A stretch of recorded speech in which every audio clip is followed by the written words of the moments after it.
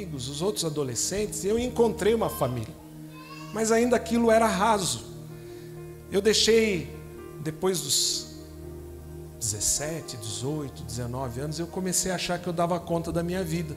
E por conta disso, com 27 anos de idade, com pouco menos, 24 anos de idade, eu me afastei, namorava, era noivo, construí aquilo que eu tanto sonhava, comprei um imóvel, trabalhava numa boa empresa, uma multinacional, e um dia a ex-noiva chegou assim, tirou a aliança, e eu tinha 27 anos de idade, ela falou: com você não dá mais. E aquilo que era um sonho humano, natural, e ruiu. E a partir de então eu, com um apartamento mobiliado, com uma vida planejada para o futuro, olhei para a minha idade e falei: meu Deus, e agora? O que vai ser de mim? Desejoso em constituir família. E esse foi o início da minha história. Mas eu não entendia que faltava algo aqui. E foi o começo do processo que Deus trabalhou. Quando nós olhamos para esse texto e olhamos para a vida dessa mulher, nós percebemos que ela tentara de tudo, assim como eu tentei. E eu lembro que, voltando à minha história, um dia, indo de Jundiaí para São Paulo, 40 minutos, eu entrei numa igreja, e um jovem pastor falando ali, pastor Edson Rebustini, Igreja Bíblica da Paz, em São Paulo. Aquelas palavras daquele homem usado por Deus ali marcaram a minha vida, mudaram a minha história, transformaram quem eu era. Quando nós olhamos para esse texto dessa mulher, nós vamos perceber que as palavras de Jesus mudaram radicalmente a vida dela. Ele olha para ela e ele diz: olha, eu tenho uma água que se você beber, você nunca mais vai ter sede. E aquela mulher que não conhecia, não sabia quem era Jesus, ela fala assim: Senhor, me dá dessa água, eu preciso dessa água, eu tenho sede. Que sede era essa daquela mulher? Será que era do calor escaldante do deserto? Será que era do cansaço? Será que era da fadiga? Aquela mulher tinha sede de vida, sede de realização, sede de satisfação em Deus. Olha a história dessa mulher, e o texto nos diz: ela era alguém insatisfeita com a vida. Ela casara uma vez, não deu certo, 2 vezes não deu certo, 3 vezes, nada. Acredito que depois do 1º, 2º, 3º relacionamento, todo mundo ali já percebe que o problema era ela. Ela era o problema. Ela tinha dificuldade, ela não conseguia ser feliz, ser satisfeita. E muitas vezes, irmãos, nós não percebemos que a insatisfação, que o vazio da nossa alma vem porque a gente não teve um encontro real com Deus, um encontro profundo, um encontro poderoso com Jesus. Às vezes a gente está preocupado com tantas coisas, como eu estava. Eu preciso casar, eu preciso construir uma vida, um futuro, e eu não estou dizendo que você não pode, não estou dizendo que você não deva sonhar com isso, não é isso. Mas muitas vezes nós colocamos toda a nossa expectativa nos nossos sonhos e nos esquecemos de perguntar: o que o Senhor tem sonhado para a minha vida? Qual é o teu desejo, Deus, para a minha vida? Às vezes a gente busca a nossa felicidade, a nossa satisfação no lugar errado. Às vezes a gente acha que vai ser realizado em construir um império aqui da terra. E se esquece de que Deus tem algo muito maior e muito melhor para a nossa vida. Quando nós olhamos para esse texto, é interessante que o verso 4 diz que era necessário que Jesus passasse por Samaria. Era necessário, mas não era preciso. Aquela não era a rota mais comum, aquele não era o caminho mais fácil, ele era o mais curto. mas alguns dizem que eles tinham que atravessar por algumas montanhas e havia alguns ladrões, alguns salteadores ali. E Jesus, ele dá esse passo até aquela mulher. Ele vai a um encontro inusitado, onde a religiosidade, onde a ruptura que havia entre os judeus e os samaritanos era muito claro. E Jesus, ele sabe por que ele tem que passar ali. Assim como ele sabe por que ele deseja alcançar pessoas ao nosso redor. Aquela era uma mulher mal falada, era uma mulher que se escondia das pessoas. Quando nós vemos o texto, ela vai ao meio-dia tirar água. Em 2010 eu tive a alegria de ir para Guiné-Bissau. Estive numa tabanca, num vilarejo, uma ilha, e era bonito ver, pastor. Toda manhã o pessoal, as mulheres saíam com aqueles vasos e vinham ao poço, que foi cavado por alguns irmãos da igreja que tiveram fé, porque não havia água ali naquele lugar. Jovens que eu conheci, um deles foi meu professor de teologia, Raul, guineense, e eles cavaram um poço na porta da igreja. E todos os moradores animistas, que não acreditavam em Deus, vinham até a porta da igreja para tirar água, toda manhã. Mas essa mulher, ela vai ao meio-dia ali tirar água. Talvez ela não queria encontrar pessoas, talvez ela queria se esconder, muito provavelmente ela queria se esconder. Havia ali um vazio na sua alma.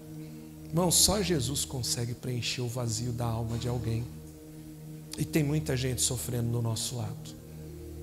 Tem muita gente caminhando próximos a nós, que não conseguiram experimentar dessa água da vida.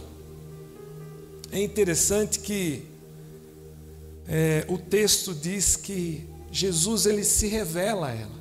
Nessa conversa, nesse diálogo, ele se apresenta a ela. Ele diz: olha, vocês estão procurando, mas eu sou o Messias. Às vezes nós, mesmo dentro da igreja, estamos procurando um monte de coisa para ser feliz.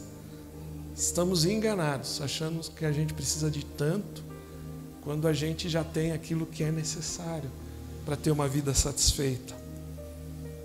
Só Jesus consegue preencher a nossa vida.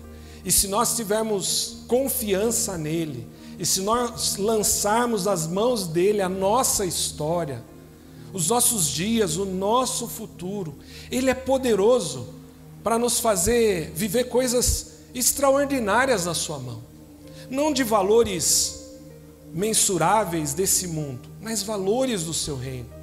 Valores que dinheiro, que ouro, que prata, que um carro bom do ano não dão. Eu tinha um apartamento mobiliado, com móveis de uma cidade especialista nessa. Eu tinha carro, tinha uma boa profissão, tinha recursos, mas havia um vazio. Um vazio. O texto segue, versículo 34, e eu não quero me estender muito. E Jesus diz para os seus discípulos: a minha comida é fazer a vontade daquele que me enviou e concluir a sua obra. Depois desse encontro, depois do desejo dessa mulher de beber da água da vida, o diálogo segue, a conversa segue. E olha que interessante. Jesus, ele está cansado da viagem, ele para junto ao poço e fica ali. Os discípulos, por sua vez, eles vão à cidade chamada Sicar, comprar alimentos. Eles são 12 homens, judeus, com as suas vestes tradicionais. Imagina como foi a recepção deles nessa cidade samaritana. Gente, só para ter uma ideia, a rincha era maior do que Brasil e Argentina em tempo de futebol. Tá? Então, em tempo de futebol, a gente não fala de Argentina com Brasil, tem rincha. Era muito pior do que isso. Era uma ruptura ali.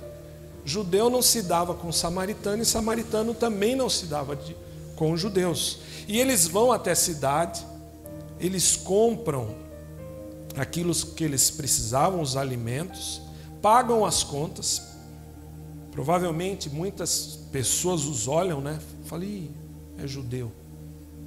O que eles estão fazendo aqui? Provavelmente eles também, não quero nada com esse povo não. Né? E eles retornam da cidade, e quando eles chegam, eles encontram aquela cena pitoresca. O pessoal fala lá na igreja que eu sou acostumado a inventar palavras, né? Vocês entenderam pitoresca, né? Estranha, minha mulher vai brigar comigo depois. Existe, né? Eu invento e eu vou trazendo algumas palavras. Mas eles encontram essa cena estranha, porque não era comum um judeu falar com um samaritano e um homem falar com uma mulher. E eles se apresentam para Jesus, e quando eles veem aquela cena, a mulher larga o cântaro e sai correndo e vai embora. Depois você medite nesse texto todo, nesse capítulo. Eles estão chegando, eles vêm, acham estranho, ela larga o cântaro e sai correndo. E eles se aproximam, com medo, sem entender direito, e aí eles colocam diante de Jesus os alimentos. Fala, mestre, come alguma coisa? Verso 34. Jesus rejeita e diz, tenho algo para comer que vocês não conhecem. Os discípulos não entendem nada. Imagino que pensaram assim, mas será que ele trouxe alguma comida? E Jesus responde, a minha comida é fazer a vontade daquele que me enviou e concluir a sua obra. Jesus está falando algo importante para aqueles homens. Jesus está ensinando algo importante para aqueles homens e para nós. Muito maior do que concluir os teus sonhos e os meus sonhos, é fazer a vontade daquele que nos chamou e completar a obra do nosso Pai. Irmãos, essa vida é rápida, passageira, passa voando. Ela passa rápido. E às vezes nós gastamos a nossa vida distantes daquilo que Deus planejou para nós. Esses dias eu vi me encorajar um irmão nosso da igreja, e ele trabalha em empresa, né? E ele falou assim, eu sou um missionário no âmbito corporativo. Ele é contador numa empresa. Ele falou, mas eu estou ali, pastor, eu tenho que falar de Jesus, eu não posso ficar quieto, eu me entendi, eu trabalho com finanças, trabalho com dinheiro, com gente, mas eu tenho um propósito ali, e eu não perco não aliso não, eu falo mesmo. Irmãos, eu vejo tantos jovens aqui com potencial, com capacitação, e Deus não te chamou só para ser um advogado, um engenheiro, não te chamou só para ser um médico, mas um advogado, um engenheiro, um médico, servo do Senhor, que entende o seu campo missionário, que entende qual é a vontade de Deus para esses dias, que entende que existem pessoas do nosso lado sofrendo porque estão vazias, porque não conseguem encontrar a paz, a alegria que nós temos em Jesus. Os discípulos ainda não entendiam nada. Jesus, ele vai até aquela mulher com um propósito específico, e quantas pessoas passam pelas nossas vidas e a gente não é capaz de dedicar tempo, de olhar com compaixão, com misericórdia para aquela pessoa. Tudo que os discípulos fizeram foi descer até uma cidade, comprar os alimentos e retornar até Jesus. Eu não quero conversa com ele, afinal de contas, eles são samaritanos. Eu não quero conversa com eles, afinal de contas eu tenho tanta coisa para fazer. Eu estou com pressa, e a gente vive nesse mundo de pressa. A gente vive nesse mundo de correria, de agenda, né? Ou sem pouca agenda. Eu me lembro que há anos atrás, na nossa comunidade, eu saí da igreja e fui almoçar, e falei com a Si, comprei um marmitex para a gente, e quando eu estou entrando assim para comprar o marmitex, eu fui abordado por um rapaz, um morador de rua. E ele olha para mim e fala assim: escuta, você compra um Marmitex para mim? Aí eu olhei para ele, eu já tinha trabalhado 4 anos numa clínica de dependentes, auxiliando ali como pastor, num período do meu trabalho. E eu olhei para ele, eu falei: mas por que você quer uma marmita? Porque eu já sabia a história, né? A maioria, ele vai vender, vai pegar o dinheiro, vai comprar o crack e vai. E ele se assustou quando eu falei para ele. Falei: mas por que você quer? Você quer para comer? Ele travou assim. Ele falou: eu quero para comer. Eu falei: mas você tem problemas, não tem, filho? Ele falou: eu tenho. Eu falei: você tem problema com droga, não tem? Tenho. Eu falei: não, eu estou te perguntando isso porque eu sou pastor. E eu vou comprar essa marmita para você se você disser que vai comer. Porque senão eu também não vou te ajudar a ficar nessa situação. Mas Deus tem algo muito maior. Você vai comer agora e vai ficar com fome à noite. Vai ter que buscar recursos. Ele falou: ô pastor, eu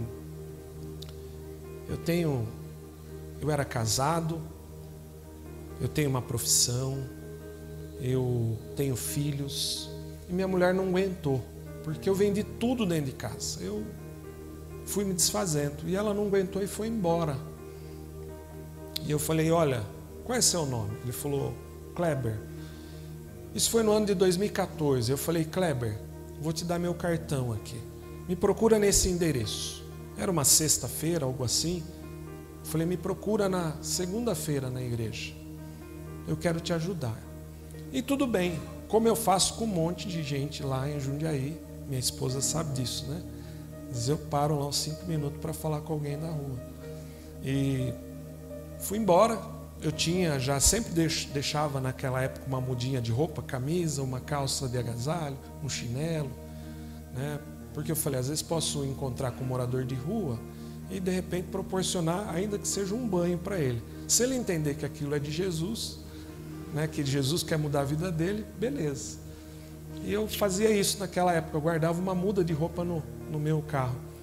E para minha grata surpresa, ele voltou na segunda, né?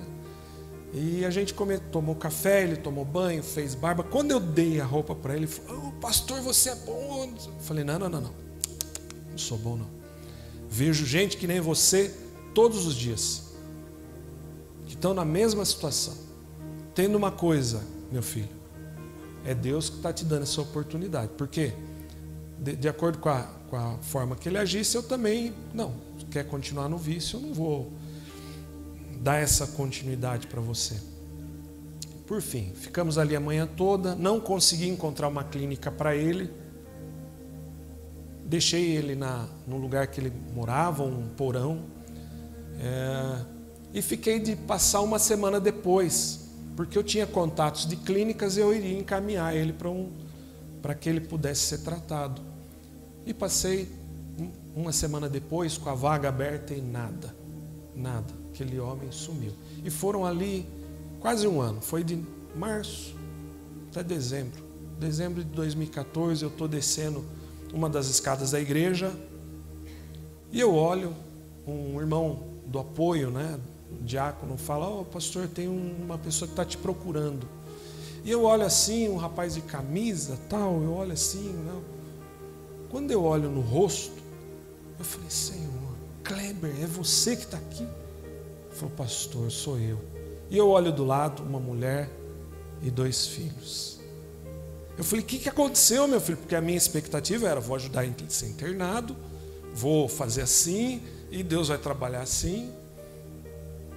E ele fala: você nem sabe o que aconteceu comigo. Depois da nossa conversa, meu irmão veio me buscar de uma cidade vizinha, Vinhedo, e eu entendi que era Deus me dando uma oportunidade para mudar de vida. E eu mudei para lá para trabalhar com meu irmão e comecei a congregar numa igreja. E os irmãos me abraçaram, e os irmãos me ajudaram. Eu fiquei internado um período, retornei e agora estou trazendo a minha esposa aqui porque a gente vai casar de novo. Ela já tinha se separado. E trouxe meus filhos para o pastor conhecer. E durante acho que 2 ou 3 visitas eles passaram ali. Uma delas nós estávamos em Minas Gerais. Ele encontrou um irmão querido nosso e falou assim: fala para o pastor Rogério que eu tenho 2 vagas lá em Vinhedo para alguém que esteja com dificuldade de dependência. Todo mês eu mantenho essas vagas aí para que pessoas possam ser tratadas. Então, se ele precisar, manda me ligar. Irmãos, será que o encontro que nós tivemos com Jesus de fato marcou a nossa vida? Será que aquilo foi significativo ao ponto de você abrir mão das suas demandas para viver a vontade de Deus? Jesus, ele tinha certo o seu propósito. Ele veio para salvar a humanidade. E aquele trecho, aquele caminho foi pensado, projetado para que ele encontrasse com aquela mulher. E para que ele ensinasse aqueles homens a olhar para aquilo que deveria ser o motivo das suas vidas. Deus não nos chamou apenas para nós olharmos para nós, para os nossos sonhos, para as nossas vontades, para os nossos anseios, mas Ele espera que a gente cumpra a jornada que Ele nos designou.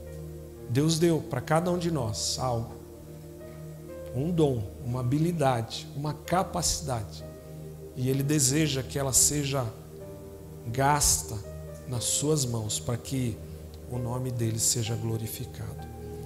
O verso 35, e eu já estou encerrando, diz assim: vocês não dizem que daqui 4 meses haverá colheita? Eu lhes digo, abram os olhos e vejam os campos, eles estão maduros para a colheita.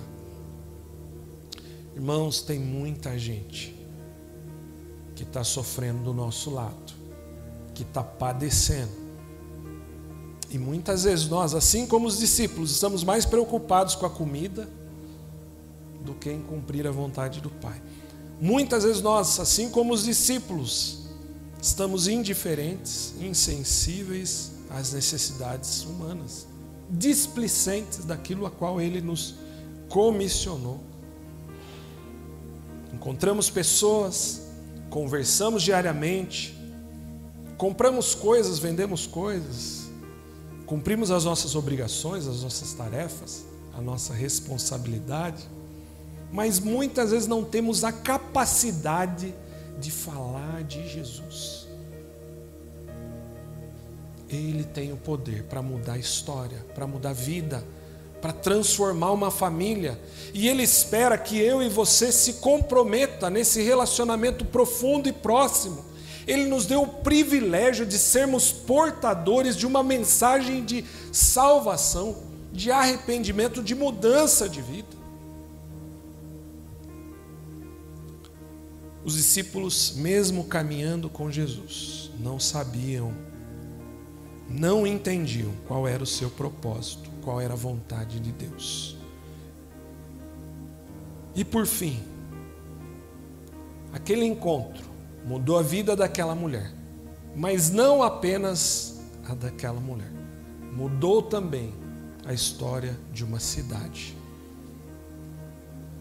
Enquanto Jesus continuava falando e ensinando seus discípulos, nesse diálogo, nessa conversa, que às vezes a gente não entende, né? Fala, o que ele está falando, Senhor? Aqueles discípulos, homens, judeus, religiosos, olham e veem aquela mulher vindo, e atrás dela uma multidão, porque queria ouvir falar de Jesus. O verso 39 diz: e muitos samaritanos daquela cidade creram nele por causa do seguinte testemunho dado pela mulher: ele me disse tudo o que tenho feito. Os discípulos entraram e saíram daquela cidade e só se preocuparam com os alimentos. E aquela mulher, com a vida dela toda complicada, mal vista, mal falada, abandona as suas vasilhas, sai correndo até a cidade. Ela conta o seu simples testemunho e convida aquelas pessoas para conhecer Jesus. E aqueles homens, aqueles moradores ali, versículo 42, dizem assim: agora cremos, não somente por causa do que você disse, pois nós mesmos o ouvimos e sabemos que este é realmente o Salvador do mundo. Irmãos, o mundo está como está. O mundo está do jeito que ele está. Porque nós, eu e você, não somos fontes de água cristalinas a jorrar. O mundo está como está, porque a gente, assim como os discípulos, é bom em dar desculpas. Os meus compromissos, a minha correria, os meus problemas, o meu trabalho. O mundo está como está, porque nós não nos preocupamos com o alimento que sacia a alma. O mundo está como está, porque nós não anunciamos a salvação. O livro de Apocalipse narra um grande dia, uma multidão reunida, milhões e milhões de pessoas estarão com Jesus. E a pergunta que eu faço para todos nós aqui: estaremos ali? Quem vai estar com você do seu lado? Seus familiares, amigos, conhecidos? O que você e eu temos feito por essas pessoas? O verso 35 do capítulo 4. Vocês não dizem: daqui a 4 meses haverá colheita? Eu lhes digo: abram os olhos e vejam os campos. Eles estão maduros para a colheita. Existe algo em você que não é seu, que vem de Deus, que Ele espera que você compartilhe. Essa água, essa vida que existe em nós por termos encontrado com Jesus, não é para nós mesmos, não é para que a gente engorde espiritualmente, é para que a gente leve para aquele que está do nosso lado. Eu queria lhe convidar a fechar seus olhos e a fazer a sua oração e a falar com Deus e a responder essa pergunta. Naquele dia, você vai estar lá? Quem vai estar com você? Pai bondoso, nós nos unimos aqui, agradecidos, Deus, pela Tua palavra e confrontados por ela, Pai. Deus querido, vemos por meio desse texto o sofrimento, a solidão, o vazio de uma pessoa, sendo envergonhada, desprezada, Deus querido, que tentara de todas as maneiras encontrar felicidade, mas não conseguiu, ó Deus. Ah, Senhor, vimos ali, Deus, a Tua misericórdia estendida, oferecida.